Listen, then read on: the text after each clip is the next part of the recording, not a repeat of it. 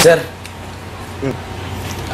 Ano sa tingin mo maganda kong gawin? Kasi si Andrea nakakakutob na yung Mark Rojas yung tumira sa airpot niya eh. Oh?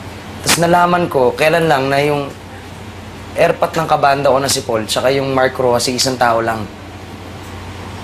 Hindi ko alam kung papaalam ko sa kanya o ano ba eh. Eh, di ba umalis siya sa kanila?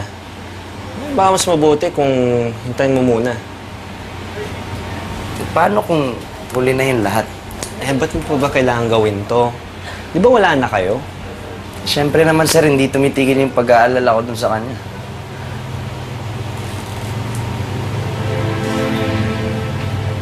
Sir Ana, tingin ko po dapat ata bumalik na ako eh.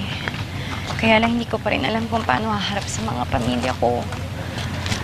Pero parang hindi na ako pwede magtagal dito kasi sino hong aasikaso ng investigasyon? Paano na ho yung bangko namin?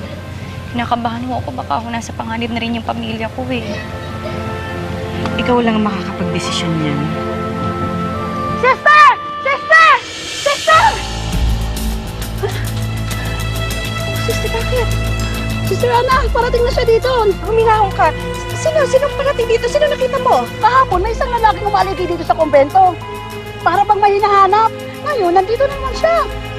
Baka ho ako yung hinahanap niya. Ito na nga ba yung gulong sinasabi ko eh? Pasensya na ho kayo, sister. Mabuti pa siguro dapat ho, umalis na lang ako. O sige na, Andrea. Umalis ka na. Magtago ka na. Eh, paano ho kayo? Ako na bahala dito. Sige ho, alis na ho ako. Pasensya na. Mag-iingat ka, ha?